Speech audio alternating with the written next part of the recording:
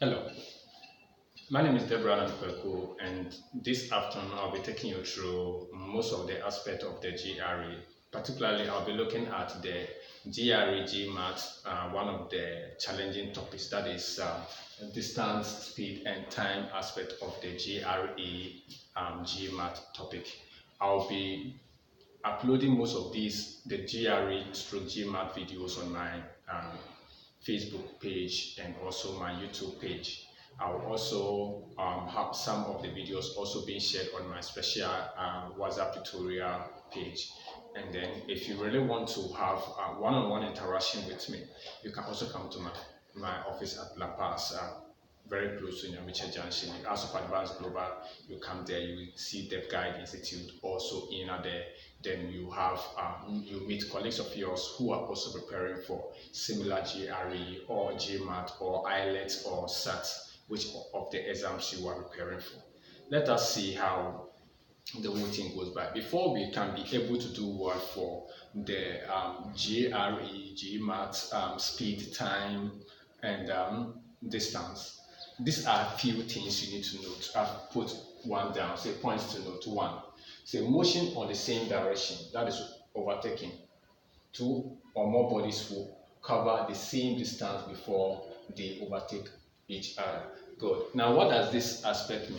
Now, mostly we deal with two bodies that are either coming from opposite direction, moving towards the same direction. And the first point is that when two bodies are moving towards the same direction, it doesn't matter which one started earlier. A car can start first, and let's say an hour before another one will also start journey. But the other one being fast will be able to overtake the other one at a certain point in time. But what we are saying is that according to the law, before the overtaking, both cars might have or will cover the same distance. So probably I'm going with you to Kumasi and you set off, let's say 8 a.m. and I also set off um, 11 a.m. Then I happen to meet you at Nkoko. The distance you have covered before reaching Nkoko is the same distance I've also covered. It's not about the rate of acceleration or the timing difference, but the distance that both of us have covered will definitely be the same. So we have to look at that aspect very critically before we will use, when questions are being given in this sense, you have to look at the distance for both bodies must be considered to be the same. Also, when two bodies are moving towards opposite direction, that is a motion in opposite direction, the time of meeting is the same. Now, what does this also mean? That when two bodies are moving towards opposite direction, the time of meeting is the same. Let's say a vehicle is coming from the northern region of Ghana, precisely Tamale, and another car is also coming from Accra. Good. They are moving towards each other. They both set off at the same time. The time that they will meet, both of them will cover the same time. So if car A set off from Accra at exactly 10 a.m. and car B set off from Tamale at exactly 10 a.m. and both of them are meeting at a place, let's say Kumasi, at 3 p.m. in the afternoon, the time that car A has used to reach Kumasi is the same time car B has also used to reach Kumasi. It doesn't matter which one is moving faster or which one has covered longer distance. The most important thing is that if they are moving towards each other, the time they will meet will be the same time both have covered. One can be moving slow, one can be moving smart, but the time of meeting will always be the same. There's the last one that I need to add to some updates. For the third point, we said a round trip distance. And we say round trip means that, let's say you leave the house to the office and the office back to your house. The distance is the same. The value is the same. So let us assume that you are living a place like, let's say you are at East Cantonment, and then you are working at a place like let me use airport. The distance you will cover from that place to the airport residential area or airport itself will be the same. So you realize that you will be paying similar fare because of the distance. Going the fare you pay, assuming all things being equal, the same fare you must pay back home. Let us start looking at common examples whereby we bring these things into fold. Mostly, there's a consideration of these in terms of arranging and forming the questions. Today, we'll be looking at, if possible, all the three, but some will be treated for you so that you have the fullest understanding of the topic. Good. Okay, so let us look at this question. It said, to qualify for a car race, you need to average 80 miles per hour driving 2 laps around a 1 mile long track. 1 mile long track. Okay. You had an engine problem during the first lap, so you made 40 miles per hour. How fast do you have to drive the second lap to average 80 miles for both laps? That means it's a track movement, and you have to be able to qualify for a competition. Races, that is what we normally call it, races. So how are you going to drive if during the first lap you encounter problem with your engine? You had problem with an engine problem, so you couldn't make the lap. Now it becomes weird. How am I going to do it? I have to make an average of 80 miles per hour to be able to qualify for the race. That means I need to speed higher. In this case, to be able to solve it, the first thing that must come to my mind is that I must know the formula for distance, because we are working distance, speed, and time. So quoting the formula for distance, which is distance is going to give me speed times time, then I'll be able to formulate a table. Remember, anytime you are formulating a table, what you have to remember is the units. The units must be in uniformity. If the units you are working with are not in uniformity, it means it's going to affect your work. So I know distance.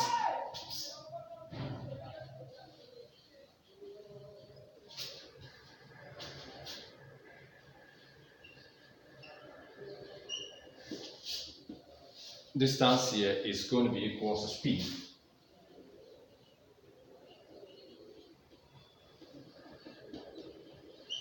Speed times time. So if I have this in mind, then I can just draw my simple table. That is the way I want to present my data. And with that, work becomes so easy for me to solve. So I have my table.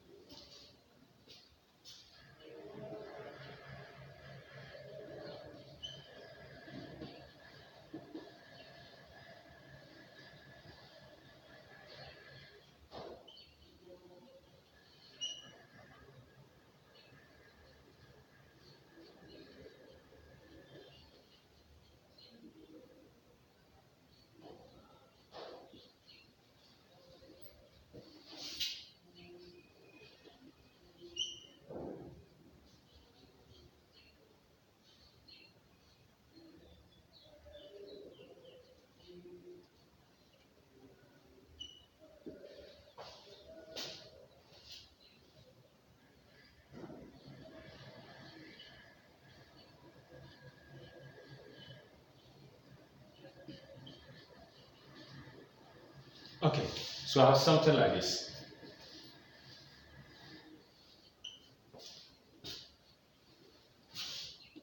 That I'm going to use to be able to solve the question.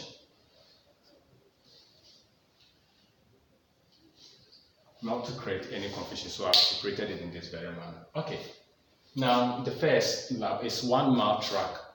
So every movement is 1 mile track. So the mile covered for the first distance is 1. Good. And then the car encountered some engine problem when you come here. You said you had an engine problem during the first lap, so you were able to make 40 miles per hour. 40 miles per hour means that during the first track you were able to make 40 miles per hour. You couldn't make the 80 miles per hour, or which you were supposed to do. So you have 40 here. Good. Always remember, you can see I put d over t, that means distance over second. Sorry, d over s. Okay, means that time is equal to distance over what? Speed over there.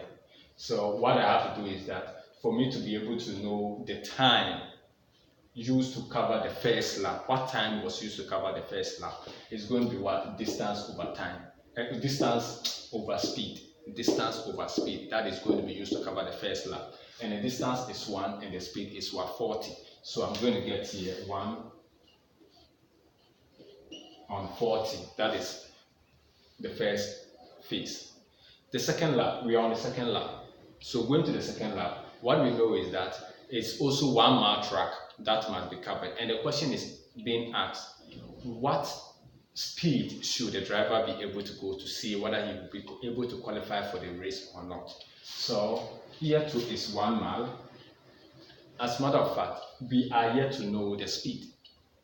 The speed will determine whether he will qualify or will not qualify for the race. So we don't know, so here becomes x.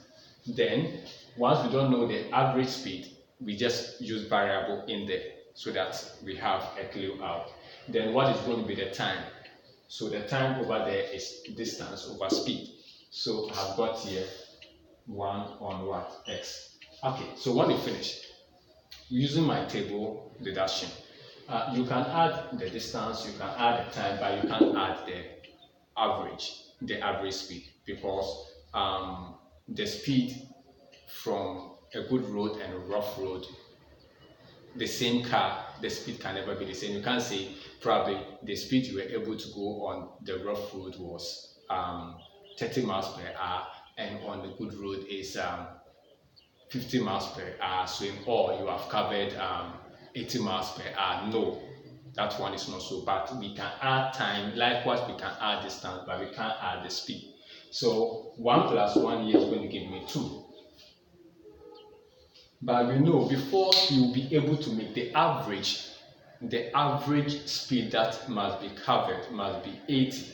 So if it is 80, he is going 2 laps, means that the sum of the speed to actually, if you put together, put it in mind, should be about 160 divided by 2.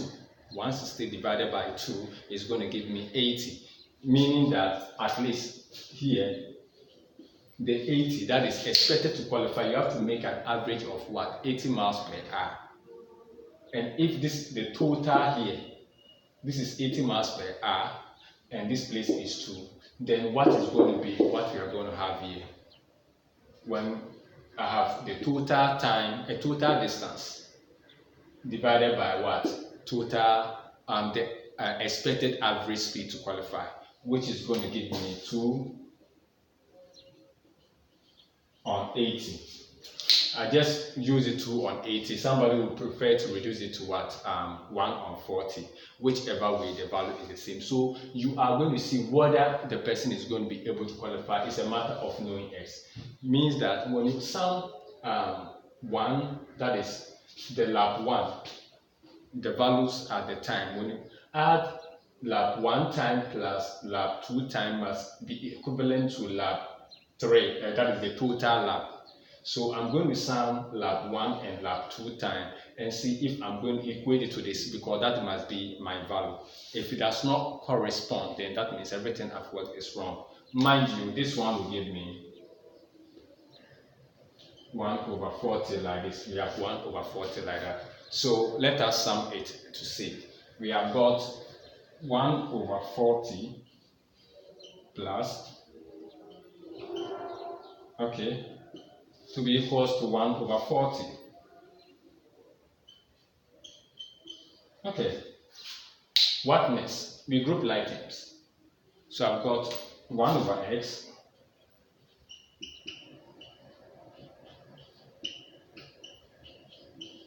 (1 over 40 minus 1 over 40). So what happens is that 1 over 40 minus 1 over 40, this one will equate. So I've got 1 of x is equals to what? 0. Therefore, we can say that what x at this instance is equals to 0. So if x is equals to 0, what it means is that the person couldn't qualify. If you just always bear this one in mind, because it is 0, it's highly impossible. So there's no amount of speed that the person needs to go for the second lap in order to be able to make what the average to qualify. So in this case, the person failed to qualify for the race. Good. We'll be looking at other type of questions which are similar to this, so that we can have the genuine clue to be able to answer questions of such when we are being given. Let us take another question. Good. Let us look at this question also. It said Mr. Deborah drove from home at an average speed of 50 miles per hour to Kotoka International Airport. At the airport, he boarded an aeroplane to his office at Kumasi at an average speed of 120 miles per hour. The entire distance for the journey,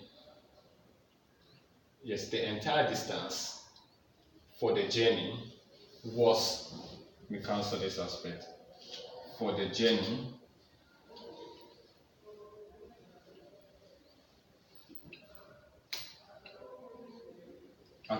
entire distance for the journey was 500 miles.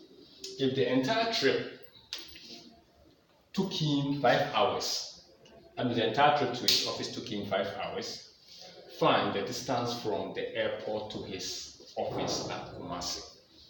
Good. Now this is a lengthy question. It is a bit tricky. So what you have to do, first we still have to remember our table, because that is the only way out. Yes, Mr. Deborah drew at this 50 miles per hour to Kotoka International Airport to board an aeroplane to his office at Kumasi. So what is the distance from the airport to his office at Kumasi?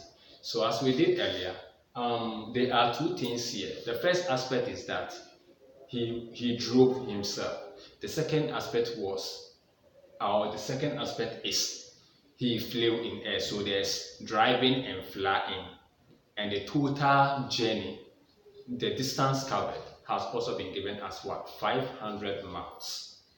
And the total hours that was used for the total journey has also been made to be what? 5 hours for the total hours, and then 500 miles for the total journey. So once we have these two clear, we have a general overview. We can, based on this, to be able to analytically solve this question. Let's see how our data will be.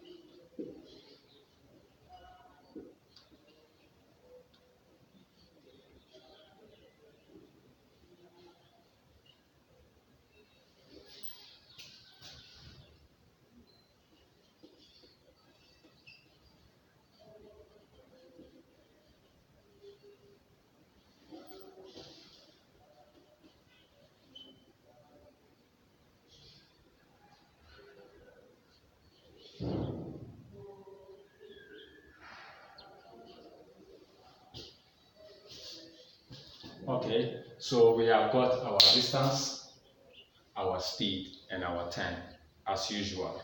Then we come to driving,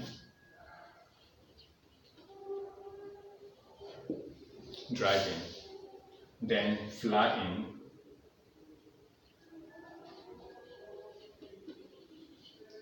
okay, then total.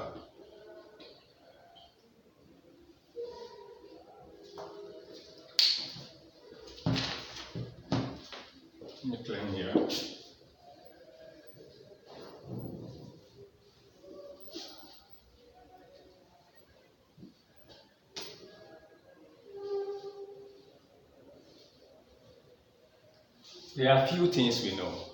We know the total distance. The total miles covered is what? 500 miles. So here is 500. Okay. And the total hours for the journey, we know that one. So we put it there straight away. So this one is 5 hours. 5. Good. The distance is in, the time is in hours as has been stated. So we move on. Driving. Now, the distance he flew, the flying distance, we don't know. So we can make it a variable. I'm just going up. So if here is, let's say x, let's make this one x, it can be y, any variable at all. So if the total distance covered is 500 miles and the unknown is x, then what is going to be here? This part. That means if I subtract this unknown from x, from 500, I'm going to get the value here. So this part is going to give me 500 minus 1x. That is the section here. That means when I strike this x from 500, that will give me the distance that he drove to the airport. That is driving to the airport. Then the speed he traveled for the first part of the journey. The first part of the journey, he made 50 miles per hour to the airport. So here is 50 miles per hour to the airport. And then we have here, the formula is the distance over speed. And the distance is 500 minus x, now divided by what? 50. So 500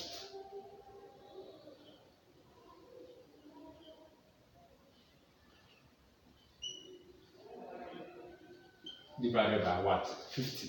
Divided by 50. Good. Well, this is what is distance over speed. That is what I have there. Then the second part of the journey, what was his average speed? His average speed was 120. So 120. Then what is going to be the distance here, the time here? So the time, distance over speed, which is going to give me x over 120. This one does not need it. I told you it's not advisable to be thinking of the summation of the average. But when it comes to this part and this part, in some cases, this one, when you sum this part and this part, you will get this. So x should be equated. But what we want is s, and s can easily be found in this and that as being equated to the 5 here. So let us work it simply, a simple fraction. I've got 500 minus x divided by 50. 500 minus x divided by 50 plus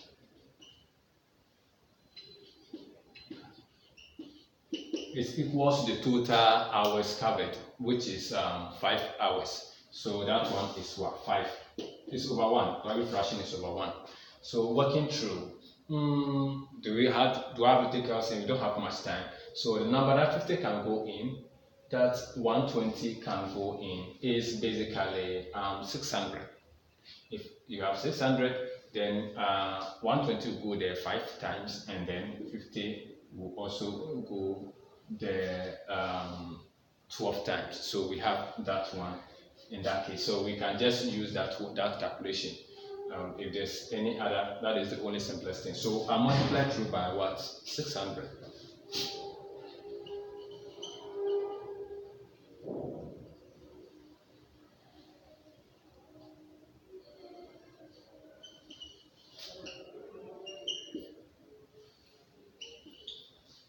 Over 50.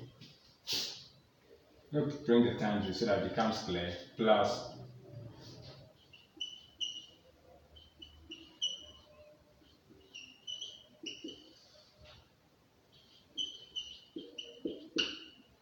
it's over 1.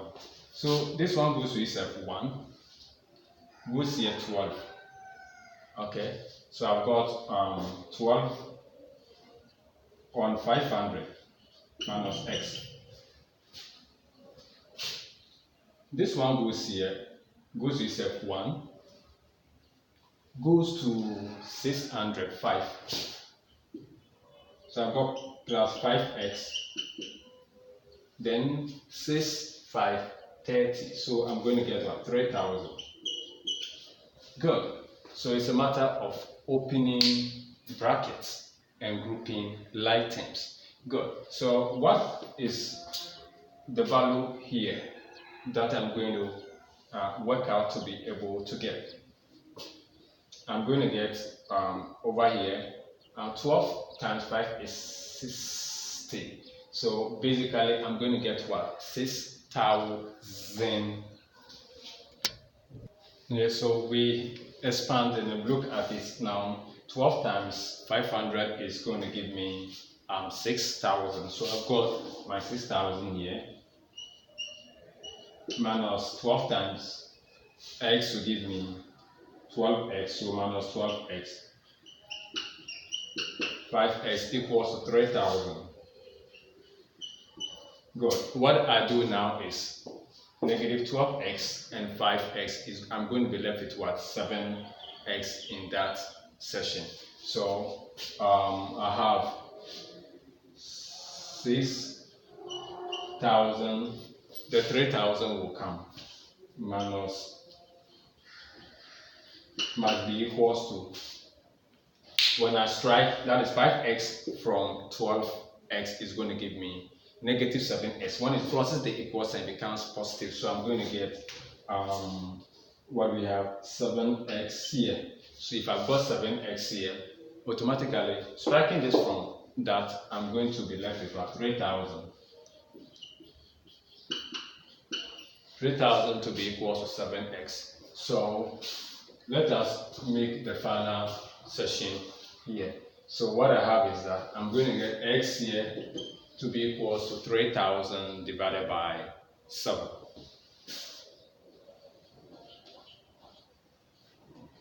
3,000 divided by 7. If you divide 3,000 by 7, you have to get something around 4, 2. Okay, let's say 428.5.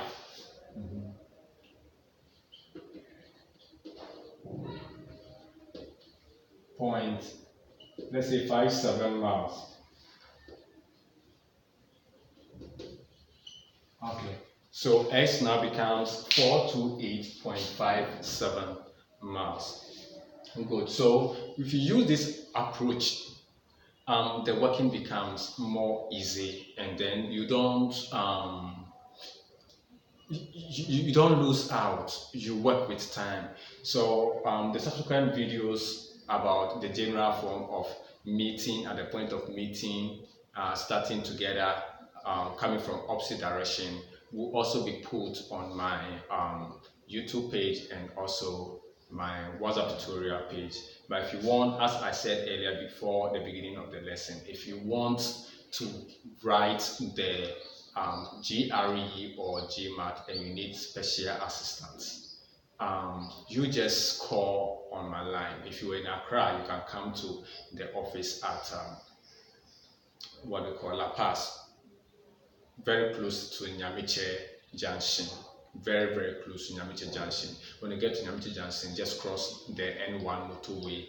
You look up, you see Advanced Global College. In that place, there's Step Guide Educational Institute inside the Advanced Global Institute. You call the number. When you get there, you call the number, you'll be able to meet me. Or Kumasi, we are also very close to Santasi Roundabout. So anywhere you want to reach us, you can get us. If you are outside and you still want to reach us to, we have our general website, Step Guide Educational Institute, where most of the videos are uploaded for your viewing, and also online tuitions, tutorials, which has also started on our YouTube and then our sessional website. I'm hoping to hear from you. If you are ready, call and then you will get your way through. Thank you very much. Good afternoon.